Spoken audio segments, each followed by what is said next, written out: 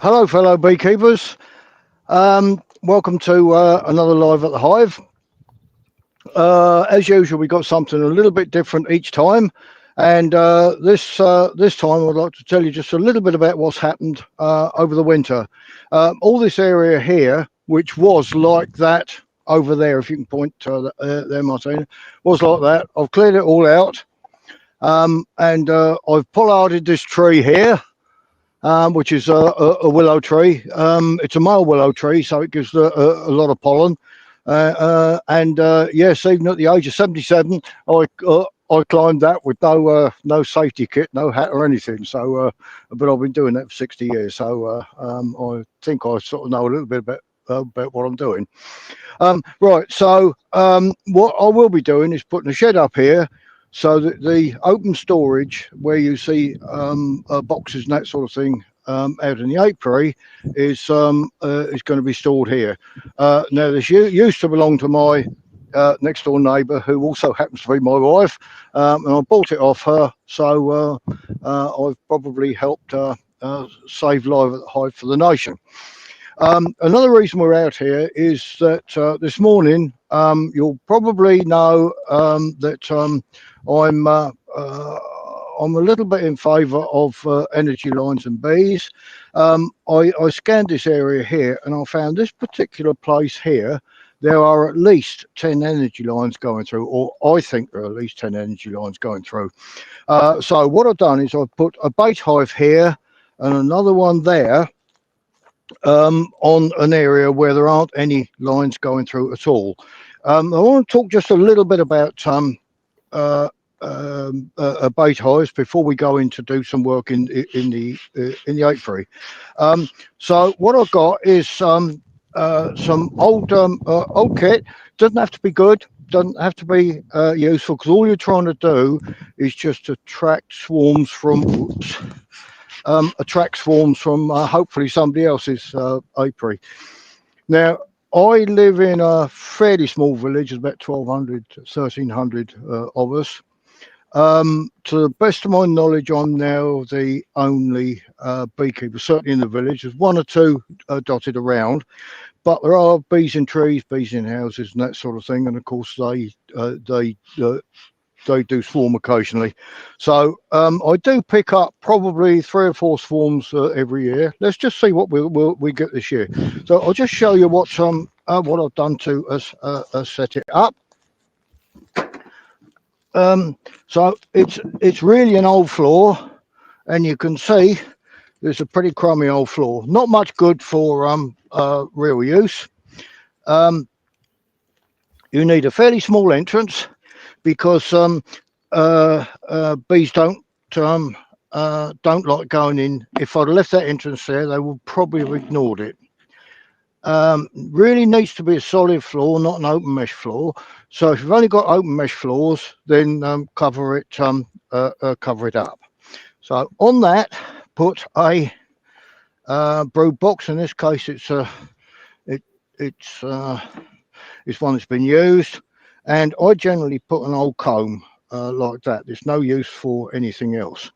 And the reason for that is that if you put a box full of comb, what can happen is the wax moths get in and then just make a complete mess of everything. One comb isn't too bad. Now, I did set it up this morning, and I do suggest to some people that we've got some advisors here. Jill, will you please go over with your friends? Go on, over you go. Yeah, what was I saying? Yeah, I do usually advise some people to put the comb in the freezer, so it kills off the wax moth. But I just set it up this morning because there's a lot of swarms been reported, not just here but throughout the country as well. Okay, and then a crown board that I haven't bothered to clean too much. Right, now, the reason I suggest doing that with an old comb is that if a colony is infected with a foul brood, and quite frankly, I've never come across more than one, and then I wasn't involved. It was just hearsay locally. If you have got foul brood and spores, and it comes with the colony, what you can do is you can shake the bees off that old comb, burn it, and then put them on foundation, and then don't feed them for 3 days. Anyway, that's basically that, and I'm going to leave them, the pair of them there, and just see what happens. Roger, I noticed you had the comb right in the middle of that box. Is that what you've always done, or? You can put it anywhere, I think. All you're really trying to do is just to help attract the bees. I've always put a comb in, but I don't think I've ever tried it without. It may still work. Yeah. I think if you've just got a new box, I think it's much less likely. It's all oldish kit. You can see that the nails are sticking out. It's just a roof that I picked up during the winter. Somebody's roofing it out, and I don't usually miss opportunities like that, because the other one's exactly the same, came from the same place. So really, that's setting up base hives. But you need to check them every day. Have a look, see what activity there is. And then what I find is that you might get 3 or 4 days activity, and then either the colony, the swarm comes in, or the activity stops. And I suspect either the beekeeper has done some swarm control, or the swarm's found another home somewhere. But what I find is that if I've got a place where bees like to come in or swarms like to come into, what I tend to do is just get them established for a few days, clip the queen's wing, and then move it away and put another one in exactly the same place. So right, let's go through now and get some work done in the apiary. Yeah, okay. Question while you're walking, Roger. Is there a secret to the distance away from the hives to catch your own swarms if you have them? Well, I've never caught my own swarm. No, I've never caught my own swarm. It's always somebody else's, so I wouldn't really know. But quite frankly, I've had them go in right next door. Yeah, of course I have. Yeah, what was I going to say? Yeah, you notice that they're fairly close to the ground. I really don't think that height has got anything to do with it. I know what I know what the books say, but I don't think height's got much to do with it. Right, so be handy if I put my glasses on. I've found over the years they become fairly useful bits of kit.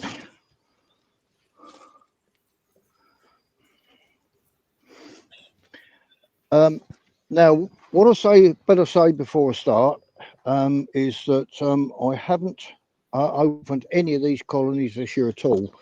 The date is the 8th of April 2025, and I find that the springs are very, very different. Last year, nothing happened in this area until sort of halfway through June. It was a very, very poor early year. This year, we've got a situation over there where bees are up the front of the hive. They're obviously absolutely packed out. They must get looked at tomorrow. And I haven't lost a colony here, apart from one that was queenless in November. Well, there's nothing you can do then. So that's the only one I've lost out of 25. In fact, I've gained one, because that big pile over there, the queen failed, and it was a tiny little group of bees, and I thought, well, that ain't going to survive the winter. and I noticed that the bees were going. There were a few bees going in and out, and then some carrying pollen. And I haven't opened them yet, but they've obviously survived. So that's right. So what I'm going to do is this colony here, I'm basically going to do a spring clean on it.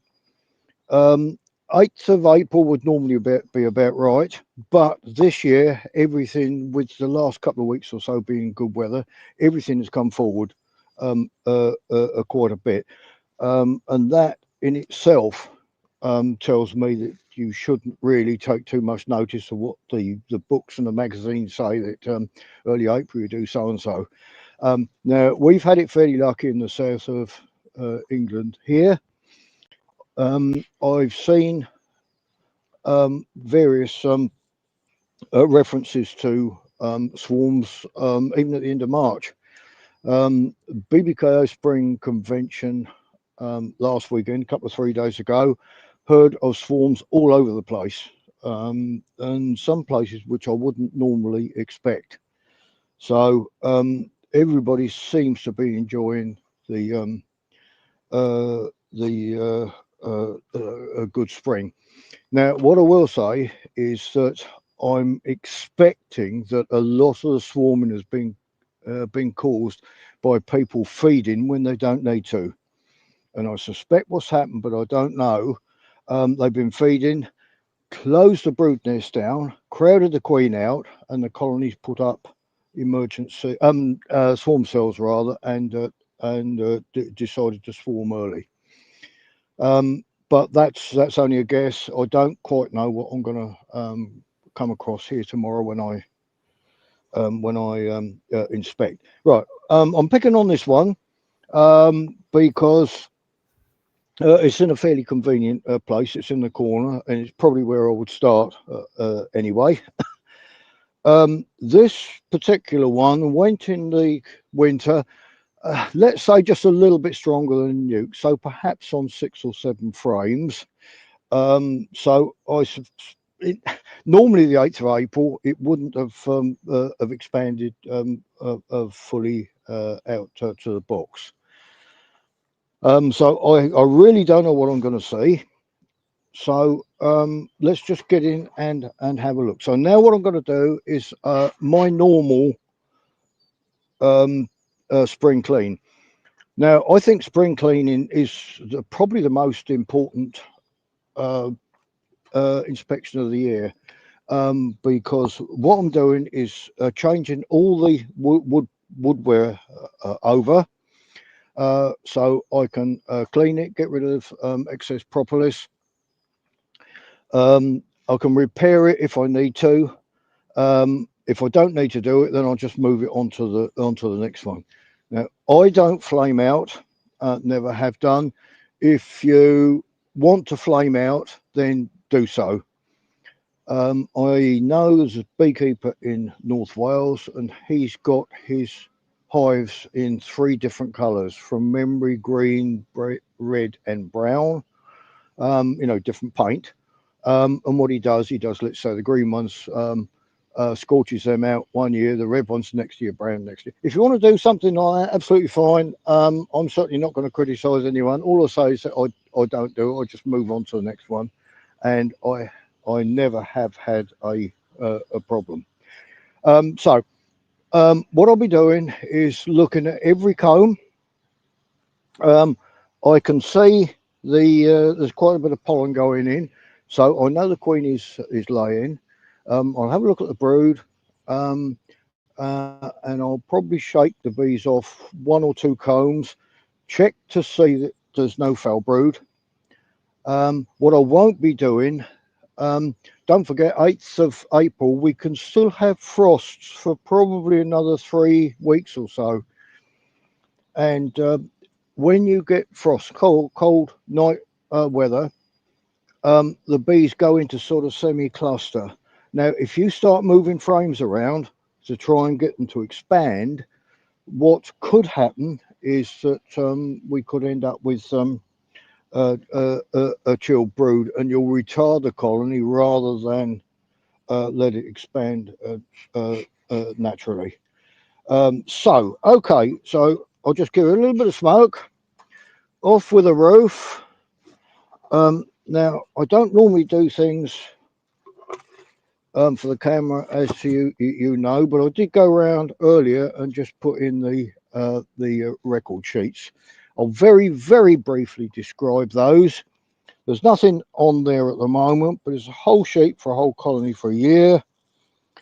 So date there, and then I've got 3 columns with yes and no. Is the queen laying? Yes or no? Is the queen clipped and marked? Yes or no? Are there any queen cells? Yes or no? And then I've got 3 columns for characteristics: temper, calmness on the comb. And then I put all my colonies into groups. A is the one that I'm happy to raise queens from. B are the ones that I'd like to replace because they don't have the characteristics that I desire. And C are where perhaps the queen is from good stock. She's putting out good drones, but she's mated with some of the monkeys that are out there, and we get all sorts of things. So I wouldn't normally raise queens from them. And then comments and treatments along here. So that's what I've got. Right, so I'm now going to move that over to one side, and I do not know what the weight is like.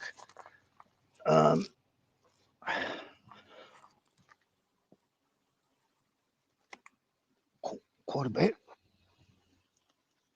Move that to one side. Whoops. Name tag behind. Put the floor down. Now these are my own design of open mesh floor. I've got a couple of different ways of doing it, but they're all basically the same. I have to say that I got probably half and half open mesh floor and solids here. I don't think there's a benefit of open mesh floors that we were told there would be, and I cannot see any great benefits. Although with the newer work regarding varroa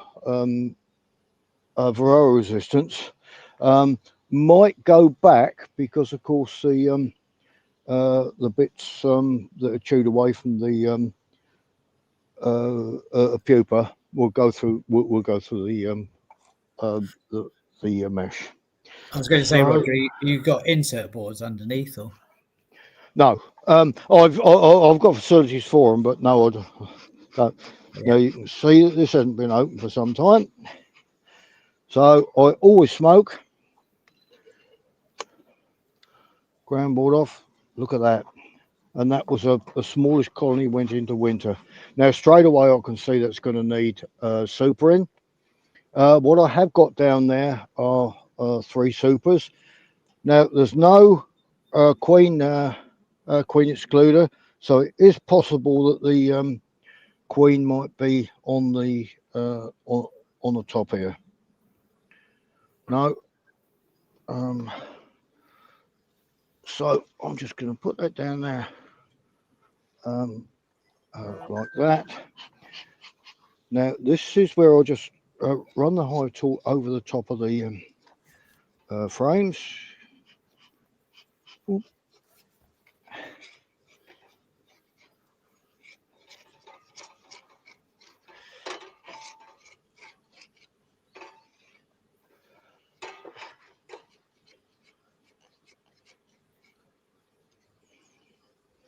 Now we're going to have a bit of fun, folks.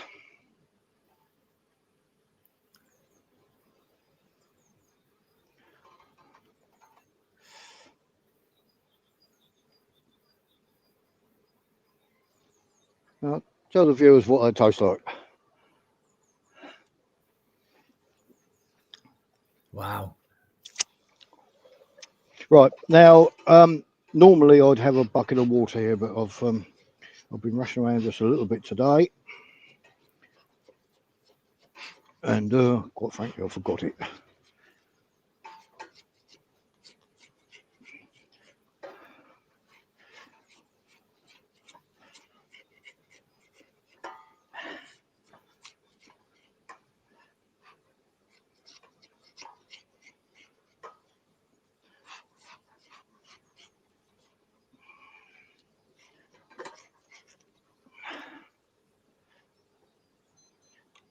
Okay.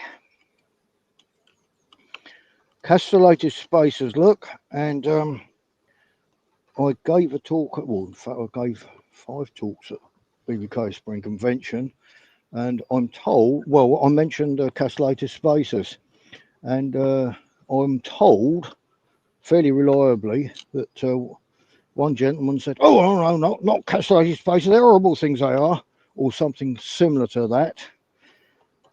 Well, give them a go and see how you get on, rather than just dismissing them. Right, so what I'm going to do is I'm going to take the third one in, lift it out, move it across, push it as far as you can. Same with the next one.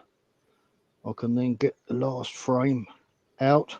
Just joggle it around just a little bit so you don't roll the bees. Right, so look at that. That is basically solid nectar there. They've just started sealing it here, and by the weight of it, I suspect the other side is probably empty, almost empty. Look, right. So I'm gonna have a look at the comb. Everything's okay, not falling apart. Straight back in, no brood on it, so it doesn't really matter. Straight away, I'm going to put 2 supers on here.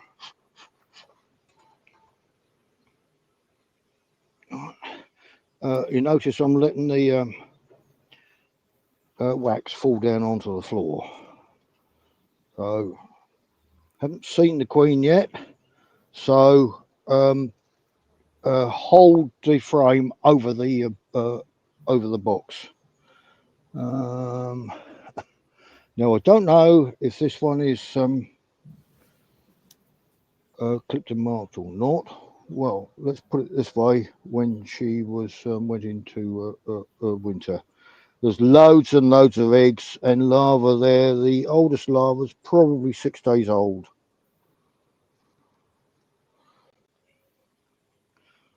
So straight in there, wouldn't be able to detect foul brood even if it was in here.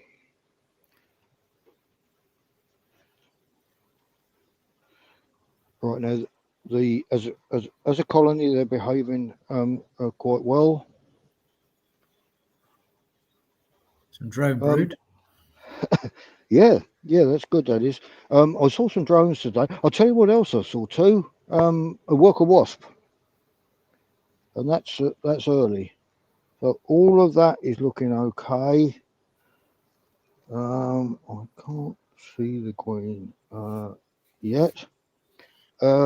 There's a piece here which is tends to suggest there's a gap in the adjacent comb. So what I'll do is I'll just cut that out, because that could be a little bit of a nuisance later on. So let's just have a look at the other comb and see why it was there. Yep, there it is. Look, there's a gap in there.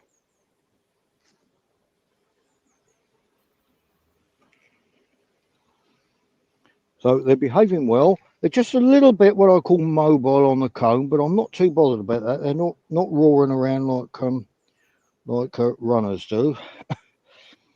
Right, so we've got quite a lot of drone here. Are you seeing any hatched drone yet, Roger, in there? Not here, no. But this is a bit retarded compared to some of the others. All this here, look. That's all good. A good solid worker brood. So you can say straight away that there's probably no foul brood here. What you might say, because you're involved with Western beekeepers, is that you may well expect to see some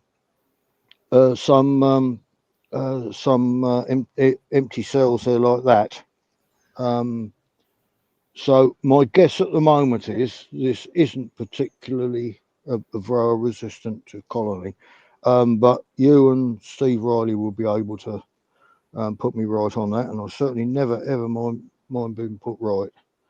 I am looking for the queen because I don't know what the state is with her.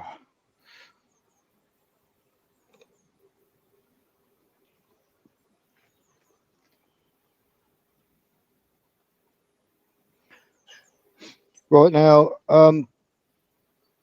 as I keep mentioning to people, a frame of brood, when it emerges, you get 3 frames of bees. So that's over a frame of, over half a frame of sealed brood, and so's that. So probably in 10 days or so, that is going to be 2 frames of bees. So that's one of the reasons you need extra space. So that's why you're going for 2 supers straight away, Roger, isn't it? Yeah. Now I'll tell you just a little bit about that now. I've got some that I put on. I normally work on 9. This queen. Okay. So she obviously came through the winter. She's round the other side, Martina, now. Yeah, there she is. Okay, it was quite a decent queen. So I'm gonna put that in. Notice that there's no comb on the bottom of the frame. Now that's what you get when you have shallow floors. If you have deep floors, you get the great lumps of comb. Now I've lost the queen, and I'm not gonna move her across until I find her. There she is. Okay, I forget what I was in the process of saying, but some people probably say it's not worth listening to anyway. We're talking about adding the supers, but we'll come to it. Oh yeah. I normally work on 9 in a box. That's for drawn comb. If there's anything wrong with the combs, I generally put them on 11 and then get them built out properly, because I find that if you put a poor comb or half-built foundation or something on wide spacing, the bees just make a complete mess of it. Right. So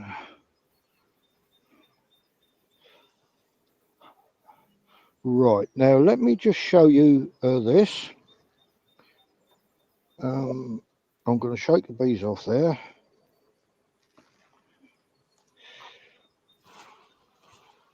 Right, now this here, look, there's a lot of pollen in there, in amongst the brood, a lot of pollen in there and nectar as well.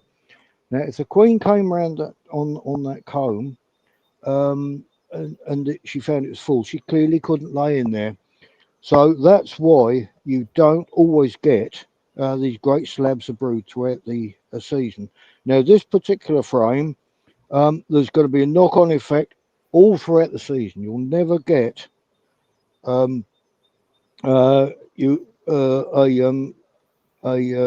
big lot of brood on that. Same with that one. Right. Now I'm looking at specifically at the brood in that stage there, which is just about to fill the cell up with larva. That's within a day of seeding. It's at that point that you're going to spot European foul brood, and most beekeepers should know the signs of that. So it loses its shape. loses its colour and loses its pigments. So remember, white, bright and curled up tight. If one of those is missing, you've got a problem. Check out what it is. Yeah. So I'm okay with all of that. So now what I'm going to do is I'm going to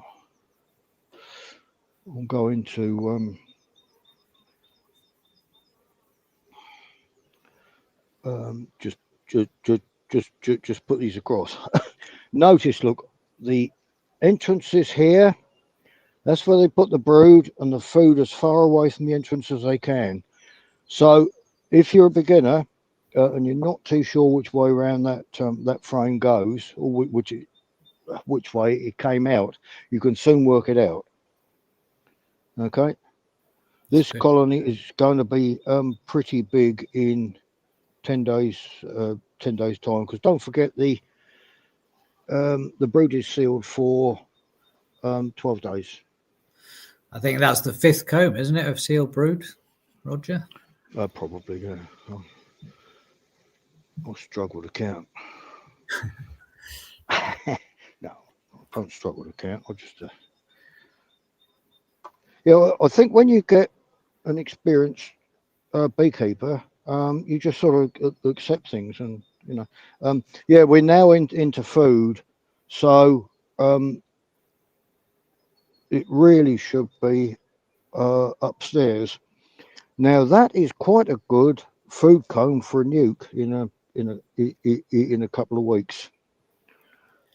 That's because it's a good mix of pollen and nectar, right, Roger? Yeah, that's right. Yeah, that would be a good food frame. Now, can I show you something? This here has got like a yellow heel on it. That has come to the winter, and I would suspect that the bees were foraging on either ragwort or fleabane at the time. Okay. Yeah.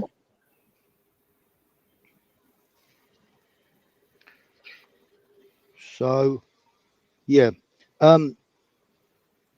Now, I think this colony needs a little bit of work on later. Once it once you get supers on it, get the bees working up in the supers. All sorts of things we can do, like turn frames round to try and get them to build more across the box. And this is exactly the same thing that will happen is with people who are feeding. You crowd the queen out, and that's basically what's happened here. If it's happened here, I'm pretty certain it's happened in some of the others, and why I've got to spend tomorrow sorting this lot out.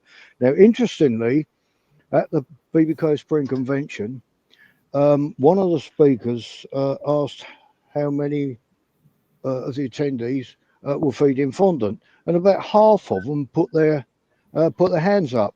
Now, I haven't fed fondant for certainly 20 years, 25. I simply haven't had to. And I think it's one of the issues with modern beekeeping that people are told to feed, and if you're in any doubt, feed again, without actually checking the colony out to see if it does need feeding. And my guess is, but I don't know, that a lot of the early swarms this year are as a result of that. People are told, oh, you mustn't handle a colony on less than 15 degrees or something like that. Well, it's probably, I should have thought it was 12ish here at the moment. I don't know. You've got to, but see what this colony's done, and it didn't go into the winter particularly strong. Now, this is what I would call a locally adapted colony. Right, now that is got quite a bit of empty cell that side and food that side. Now, bees won't move food or pollen unless they have to. So I'm going to do a little bit of, I know it's early, but I'm just going to move this lot around just a little bit. And I'll show you what I'm doing. Now, notice there's no brooding involved in any of this. So if we do have a frost or two, then it's not going to affect the brood. Right. So that is an empty comb. There's a little bit of liquid food in there. So what I'm going to do is I'm going to put that on the outside.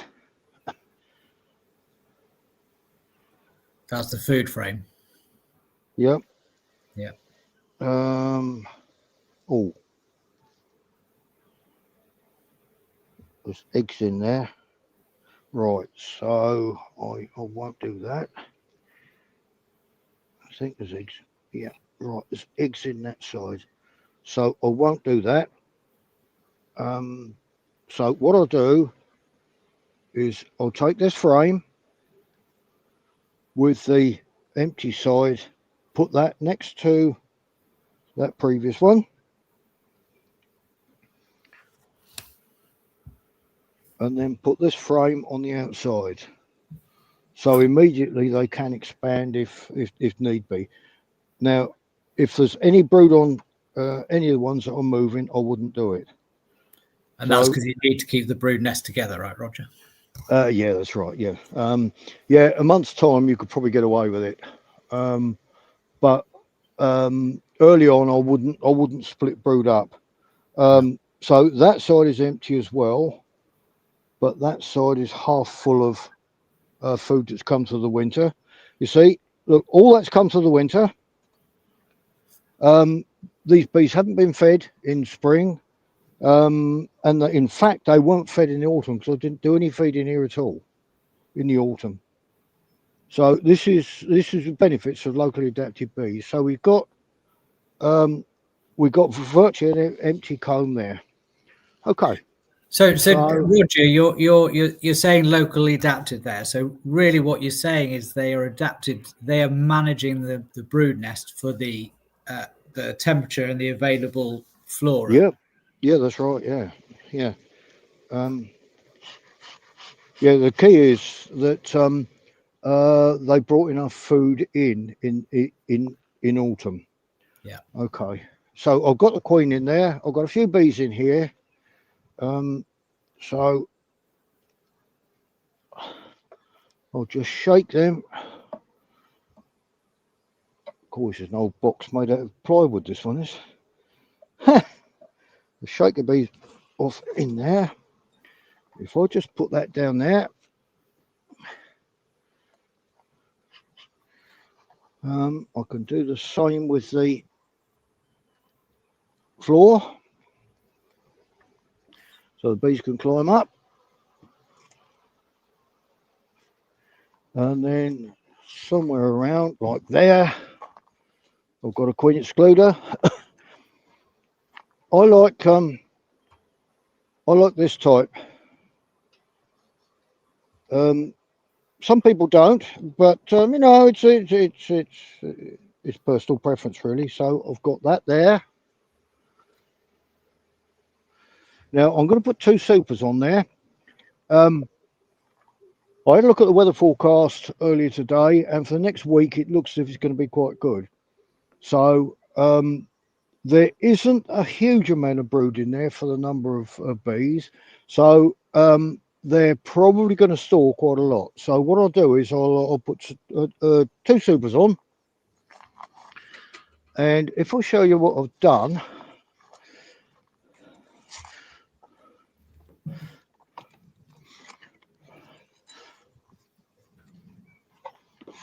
I mark the ends of my supers with an X that are on 11 spacing, so narrow spacing. So I know when I'm handling the colony, I know what's in there. So I'll just put this one on there like so.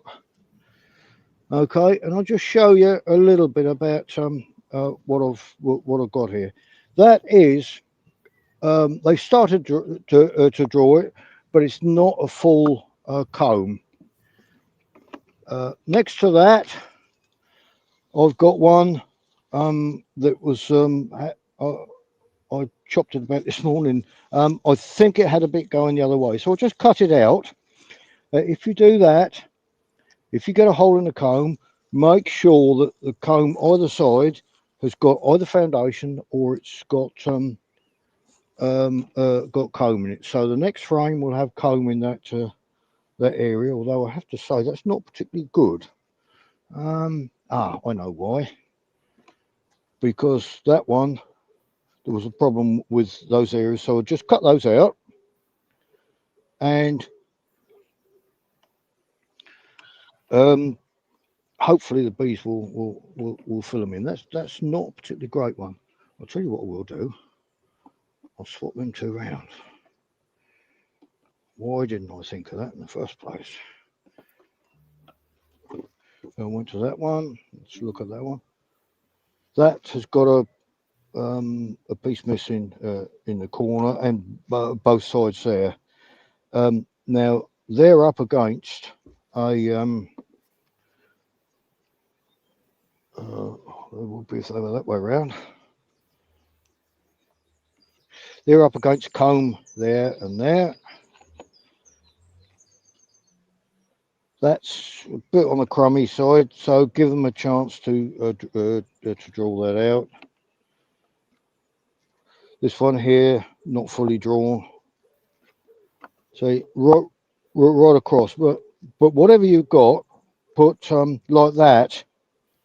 If you put, let's say, foundation next to it on wide spacing, the chances are the bees will just put a lump on there. So that's that. And now what I'm going to do is put a 9 on top of that.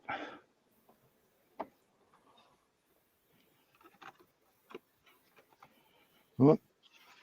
And they're all wide combs. That one could be 30 years old, but it didn't really matter. I know some people, they change their super combs every 2 or 3 years. I don't see a reason to do so, but if they want to, that's absolutely fine. And then somewhere around, I've got a ground board. Most of you watchers will know that I have top piece base, so then I can just get away with a flat board like that. I can, whoops. I could take the piece off there.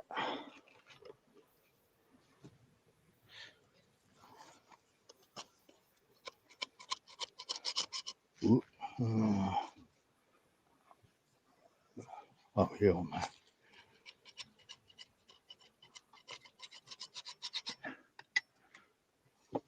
Right, that's it. Fill out the sheet. So I've got a pencil over here, I think.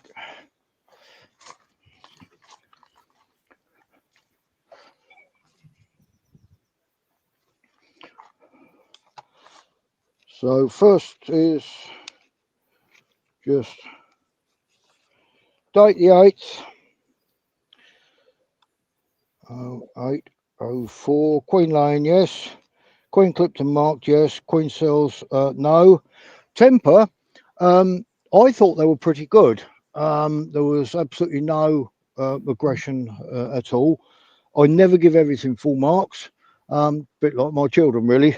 Never gave them full marks for anything. But I reckon that's 9 for me. Now, calmness on the comb, they were a little bit sort of runny, so in my markings, I'll give that 8. I would be happy, I think, to raise queens from that that colony. So at the moment, I'm going to put that at A. It may well be that all the others are a lot better, and I might downgrade that to perhaps C next time. So I'll just put spring clean. I don't bother about the number of supers I put on or anything like that. So that's it. That's that colony done. So now what I'll do is clean up those boxes, and then I'll do this one. I'm not going to today. I'll do it in the morning, but I've got other things on. I'm afraid. One thing I didn't mention was that when you put supers on, if you clean them up several weeks in advance, you may well get spiders' webs um, in between the combs. If that's the case, of course, spiders' webs are obviously built for catching insects. So what they do is they'll catch the bees. So you can help the bees by trying to remove some of them. And I have got a comb here with a spider's web on. There's some wax on the ground there. With a spider's web on. Now that would be difficult for the bees to remove. And if you just try to pull it off, it tends to get stuck to the face of the comb. So what I do, and I'm sure I've done this before, if you just turn it over like that and just pull away the web like that, it comes away nice and easy. Okay, but if you left it upright and started pulling it away, it would end up being a complete mess. So just go through your supers quickly. It only takes you a few seconds, and take out any spiders' webs. So I think I finished. That's enough for first session, I think, and hopefully we'll. Quick question on the. We're talking about the swarms, the early swarms. Yep. You've seen lots of drone brood there, but no hatched drones. Given it takes a few weeks for the drones to become sexually mature after they hatch, any early swarms leaving virgin queens, are there going to be enough drones around to successfully make those early queens? Yes, I think so. I saw a drone, or a couple of drones earlier today. So I've definitely got flying drones here. Okay. Very definitely, yeah. Yeah. Okay. Good. So have you is that all you want to do today for a first session? I think it is. I've got somebody coming to try and sort my computer out. Okay. And we're already a little bit running a little bit late. So No worries. yep. It also there are a couple of questions in chat if you just want to. Carry on. Yeah. So going back to catching swarms, and is there a minimum distance to be kept between any caught swarms and your main apiary? What do you do? Do you put them in an out apiary, or do you just put them straight in your main apiary? I generally put them in my main apiary here, but I do know how to detect a foul brood, and I do check them for probably 2 brood cycles. I think that's safe. I have to say, from a beginner's point of view, and perhaps a small scale beekeeper, I think it makes good sense to isolate some way or another. Now, how do you isolate? Well, I don't know what this is, 15 yards square, something like that.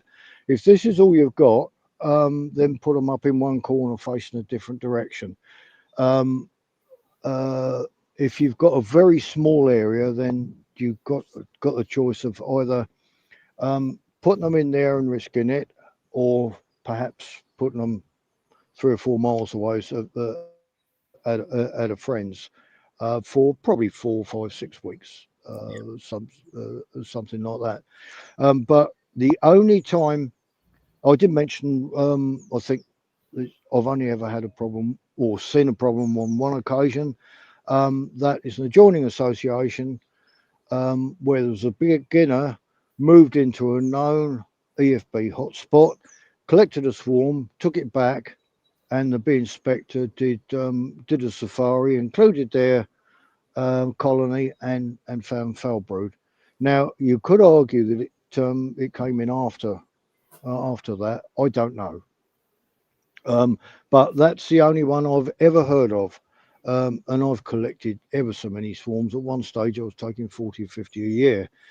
For some reason, that's dropped off now. May well be because there's more people on the swarm collectors list than there used to be. Yeah. But I've never really had a problem. So I don't do it. But if you're a small scale beekeeper or a beginner, you've got 2 or 3 colonies and you took in a swarm for something else, you'll be absolutely devastated if perhaps you didn't notice it early on and it spread. Yeah. So I would say for a beginner. But on the other hand, if you put it on foundation and don't feed it, you'll be I think you'll be doing yourself and the bees a few favours. I don't know if it's ever been researched, but the thinking is that the food that they bring with them, if it is um, infected, if they can put it in comb, they'll store it straight away. But if they've only got foundation, they'll use that food to build out the foundation, so it sort of gets out of the system. Yeah. I like the idea of it. Whether it's ever been proven or not, I really don't know. But like a lot of things in beekeeping, it's probably human thinking rather than anything else. Yeah. But yeah, in fact, that's what I suggest, and I believe I've got it on Dave Cushman's website. Foul brood is horrible, and the problem with foul brood is that I don't know about now, but certainly at one stage, I reckon over 80% was discovered by the bee inspectors. Well, if it's discovered by the bee inspectors, discovered by them because the beekeeper isn't doing it. Now you can argue why that is. It could be that they don't know what they're looking for. They don't look at the bees very often, or what. I really don't know. No. Okay. Another question going back to the swarm hive again. I know you had a frame in there, but there's a question about whether the empty frame in the swarm trap is useful to the bees, or is it just better without anything? I think it helps attract the colony.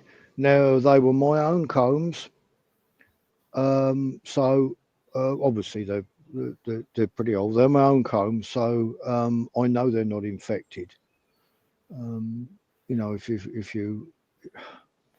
If you take a comb from somebody else, there's a chance it could be infected.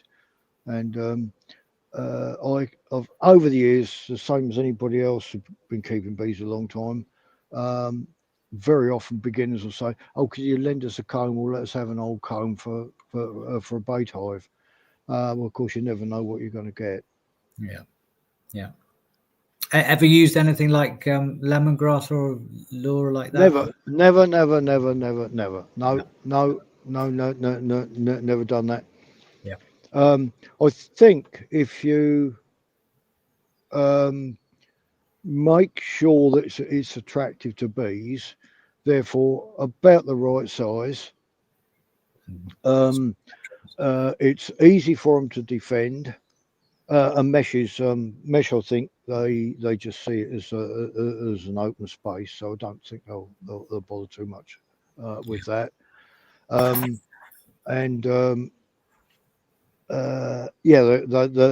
could defend it. I think everything will be okay. Yeah. Okay. And question here, last question. Some of my supers are a bit moldy because I under supered some. Would you reuse them or cut out the comb with the dry mold on? Under supering. What exactly do they mean? Because it's a misinterpretation. Under supering traditionally is I don't know. Can you get down it, Martino? Yeah, it's okay. Under supering is if you've got, let's say, 1 or 2 supers on. Under supering is putting the fresh super underneath the existing ones. Yeah. Over supering is putting it on top.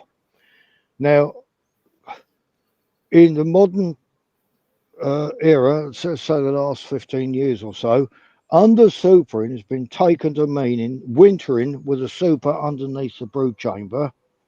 Over supering is taken to mean with a superfood above the brood chamber. So it depends what the person actually means. I always take under supering as a traditional terminology. I What do they suspect mean? it's underneath the brood over winter. But... Oh, well, I've never done that. Quite frankly, I can't see too much a reason to do it. I know people do it, but I really don't see much point. But I if you've suspect, got comb, if you've got comb with dry mold on it, I mean, I suspect it is pollen that's gone mouldy. Yeah, I suspect, but without seeing it, I don't know. But on the other hand, beekeepers, especially beginners, get confused between chalk brood and mouldy pollen, which can look very similar. And if it's just a mouldy frame, what would you do? Oh, it depends how bad it is. Yeah, I think I'll probably just scrape it down to the midrib and let the bees sort it out themselves. Yeah, good. There ain't too much I chuck away. If I can say something within reason, I generally do. Yeah. Good. Okay. Thanks very much, Roger. I think we can leave them for this week. Rightio then. Okay. So we can we're going to pack up and I'll go and get my computer sorted out. All right. Thanks very much. Well, yeah, and thanks so much for watching, everybody. Yeah. Hope to see you, quite a lot this summer. Yeah. Next session soon.